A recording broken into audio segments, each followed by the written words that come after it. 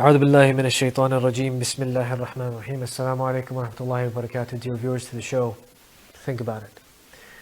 Today we're going to be talking about something that is often overlapped or confused. I would like to share a story with you as we begin. There was a leader within a school. A leader is somebody who is the head of something or who people follow.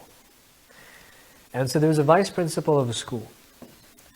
And his friends, colleagues, and different people who worked with him. Obviously, people who work with you sometimes end up becoming your friends as well, if your wavelength of thinking matches and your personalities gel well together.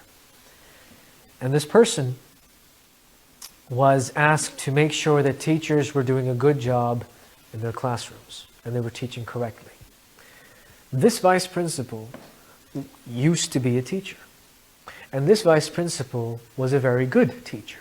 And that is why they were promoted. If you're good at what you do on an entry-level job or a skilled job, you're promoted to a higher level when you're recognized. And inshallah, we hope that all those people who are good at what they do are recognized for what they do and do get promoted. And may Allah subhanahu wa ta'ala increase your risk in this dunya with a lot of barakah and rahmah. Ameen thumma ameen.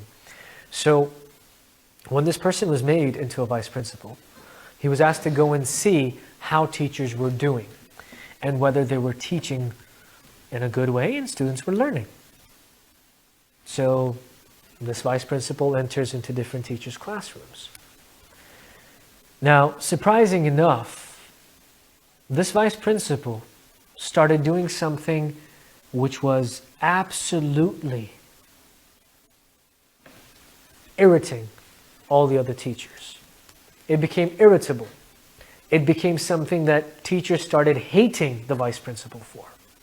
And that was micromanagement. So the vice principal would tell a teacher that, you know what, all of your students, I understand that you're doing a good job and you have a good rapport with them, a good relationship with them. But you know, when I used to teach, I used to do X, Y, Z, and I see that you're doing A, B, C. Why don't you try to incorporate X right now? And then after a few months, I would like to see you incorporate Y. And then after that, Z as well. And you know what? We'll evaluate you based on that. And the teacher's thinking, you had your way of teaching, I have mine. Not every human being is the same. In one household, you have 5, 10, 20 brothers and sisters even. Not every brother and sister are going to be the same. So how can every teacher, a person who's had a different background, a person who teaches a different subject, a person who's had different experiences, be the same when it comes to teaching? You cannot have standardized, mark-schemed, step-by-step teaching. It doesn't work. So teachers got frustrated. This is not leadership. This is management. And today I'm going to tell you the difference between leadership and management. Leadership steers change. Leadership is about change. A leader is required or put in a seat when whoever it is that gave you a leadership seat, or you nominated yourself, or you're a person in your family, your household, or you're somebody who is somewhere else, or you're a head of state or something. Change means that you're going to challenge status quo. Change means that you're going to make sure that you could do something for the betterment of the people around you and the people who you are in charge of, basically. So you're going to try to make other people's lives more meaningful. You're going to work for a cause. The vision is going to be created. And leadership is not a one-man show. It's not. Leaders are not people who make a decision themselves and tell people about it. That is also management, by the way. That is not leadership. A leader asks people for advice, hears people out. And after they receive information, based on understanding how the atmosphere is and how people are thinking and what the psyche is, they take all of that and they take the ideas that they wanted to implement, maybe the reasons why they became a leader, and they try to put them together to make something. And before executing that plan, they bring everybody on the table to the same page. And they say that this is what we're going to do. We're going to pilot it. We're going to see how it works or not. And then they go forward to do it. A manager is something very different. I'm not saying a manager is wrong, or it's a bad post, or it's a derogatory word. No, it's not. A manager is somebody who sustains, stabilizes a situation. When something is going wrong, when you see there's an issue and you have to resolve the issue. You have to stabilize the circumstance. You have to bring everybody on the same page and say that no, everything's going to be okay. This is what we're going to do to accommodate, and that's what we're going to do so the situation becomes okay. That is a manager. A manager is a person who sees if you're doing everything A to Z. A leader is someone who gives you the vision and the reason to do things A to Z. So a leader is somebody who shows you the way and asks you for your opinion and how you would like to see the future, your society, your institution, your school, your university, your business, your company, your institution, your country. And a leader delivers. Leadership is a choice. Leadership is not a rank. Leadership is not a status. Leadership is a responsibility. And that is why you have people who have characters of leadership, who have the characteristics of becoming good leaders. It's because they know how to lead. Leading means they stand in front and they implement the change that others wanted. And after they've tested the waters and things are okay, they tell everybody else to come on in. A leader shows you the way. A manager is somebody who supports a leader. A manager is somebody who basically makes sure that everybody is doing what they're supposed to be doing and that they get support when they need to. A derogatory term is micromanagement, to be honest with you. Micromanagement means that you're doing something and you want others to do it the way you do it, which definitely means sometimes it's frustrating. I mean, I remember for me, I sometimes let my beard grow out and I sometimes shave it. So if I start going around to every single man who has the ability to grow a beard and I say, cut the beard like I do, you have to be like me, you have to be like me, you have to be like me, that is a very micro-managed and very sad and ridiculous move. And as funny as it sounds and as silly as it sounds, that's exactly how micromanagement is. Because you cannot micromanage people. We're going to take a short break. When we're back, we're going to review this a little bit and talk a little bit more about it. Stay tuned. Think about it. GTA का सबसे ज्यादा देखा जाने वाला TV channel आवाज entertainment के साथ मिलकर बनाए आपके बिजनेस को और भी बेहतर। हम आपके कंपनी या बिजनेस को एक अनोखे अंदाज में पेश करेंगे जिससे आपके बिजनेस में और ज्यादा इजाफा होगा। हमारे फेसबुक, यूट्यूब और वेबसाइट को रोजाना लाखों लोग देखते हैं। हमारे पास हर किसी के एडवर्टाइजमेंट की जरूरत के हिसाब से पैकेज अवेलेबल हैं। आज ही 416-786-9809 पर कॉल करें और अपना एडवर्टाइजमेंट बुक कराएं। आवाज इंटरटेनमेंट, आवाज आपकी, चैनल हमारा। जुड़िए हमसे।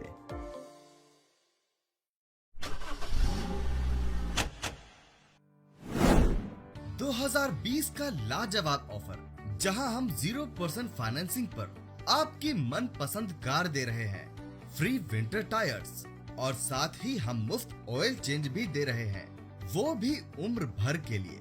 अभी आएं और इस लाजवाब ऑफर का लुत्फ लें।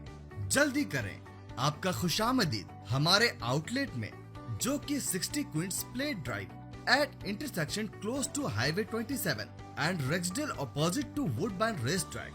जल्द से जल्द इस ऑफर का लुत्फ लें। आज ही कॉल करें सुनील अग्रवाल को 647-703-0218। With a portfolio of success with Empire Business Center, a marvel unparalleled. Indus Empire Mall and Residency, showcasing your elite stature with grandeur. Step in your private kingdom, stylish drawing rooms. Live in the lounge of nobility. Luxurious bedrooms, covered car parking, modern gym. Only 1-minute drive from the main gate. Indus Empire.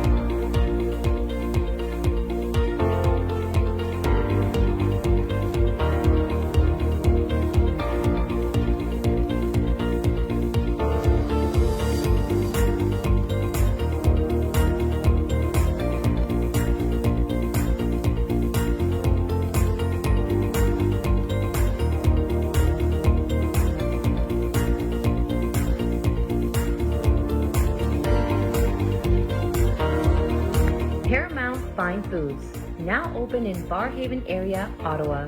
Pick up or dine in. Also available on Uber Eats, Skip the Dishes, and DoorDash. Assalamu alaikum wa rahmatullahi wa barakatuh. Welcome back, dear viewers, to the show. Think about it. As always, please remember, if you like the content of the show, you're enjoying it, you feel like you've learned a little bit, or had your thought provoked a little bit, please hit the subscribe button, inshallah. Thank you very much. For those viewers who don't really find the show useful but are still viewing in, jazakallahu khairan for viewing the show. We come back to leadership versus management. So, I'm going to be giving you two very thorough examples right now of what leadership is and what management is. There was a school, and the leader, the principal of the school, wanted to make sure that the students were learning and being motivated to learn more. Because apparently, students need motivation. A lot of students that come to school might be demotivated, bored, lazy. What can we do to ignite motivation? It's a wonderful vision and it's a wonderful thought to have. How do you implement it? So this principal tells the entire staff, calls a staff meeting and tells all the teachers that during your lesson, try to make sure that whenever a student says something positive, all right, and that's good, write it down on the board. And the student would see something that they said written on the board and feel mesmerized and great. This is not a bad idea. It's a really good idea, in fact. If I was a student in somebody's class and I say something and the teacher's like, good point, and they write it on the board, I'd be like, yeah, that was me. I did a good job. You feel good. But then, after a month or two, the principal started observing teachers' classes. And the principal noted that some teachers were doing it and some weren't, or not as much. So the principal said that you need to make sure that you write down a positive statement by every student in every one of your lessons. And this will be included in your evaluation. The teacher's evaluation at the end of the year. Not only students are evaluated or get final exams, teachers are evaluated too. Now, when you make something like this a part of your evaluation, you have to understand something. Now, teachers who are teaching for 40 minutes or 80 minutes, depending on how long your class is, you're so busy trying to tick that box that you've got everybody's positive statements, every student's positive sentences, that you're not teaching anymore. You're waiting for somebody to say something positive so you could write something on the board. This is management. Because you've told and delegated somebody to do something and you can't move away from it. Leadership, a little bit different. I remember when I was teaching at school, a lot of teachers had issues in my department with teaching, with materials and different things, partly because there were a lot of teachers that were new to the field. They were newly qualified and they newly got their degrees and qualifications and certifications and they started teaching. So what ended up happening is that the principal and the vice principal, they called in a few teachers. They called me in as well. And they asked what can be done. And so I asked, the other teachers that were sitting with me, that what you think. And I gave my opinion as well of a proposal that might be good to help new teachers and people work better or understand where they're lacking. Because some students, they like a teacher, some they don't like, some have issues, some find a teacher to be really fun. It all depends. It all varies and changes. So what is it that's working for you? So what ended up happening is I proposed an idea of peer observation. And this is something it's not something that I created. It's something that exists, but it wasn't happening in my school. So I suggested it. And the principal said that not every teacher would be comfortable having other people or other teachers walk into their class and observe them. And so I put myself forward and I said that my door's always open. You can have teachers come into my class anytime. And so that started happening. One teacher came in, another came in. Slowly but easily, 7 or 8 had observed my lessons. And so much so that they started asking me to observe theirs and give them feedback, and they were giving me feedback. And so much so that then every single teacher was on the same page and they found peer observation useful. And so the principal and the vice principal sent out a survey to find out how teachers feel about peer observation, whether they've learned something or not from it. And when everybody came up with, 90% of people came up with positive feedback, they said that, should we make this something that is mandatory? For this, they didn't ask all teachers. They asked teachers who required help, who needed help, who had approached management. They asked administration, human resources office, and senior teachers. And after doing their homework and looking at everything, analyzing the facts, they made it a part of an evaluation. That you must at least book a time and observe a teacher and have them observe you as well for peer observation and peer development. And that became a part of evaluation. Two things that became a part of evaluation. One, management. One, leadership. I think you know which one I'm talking about. I think you know which one is leadership, and I think you do know which one was management. With that, we need to think about where we're headed in this world when it comes to people who want to be leaders and who want to be managers. Both of those positions are fine, but you need to know when to manage and you need to know when to lead. With that, think about it.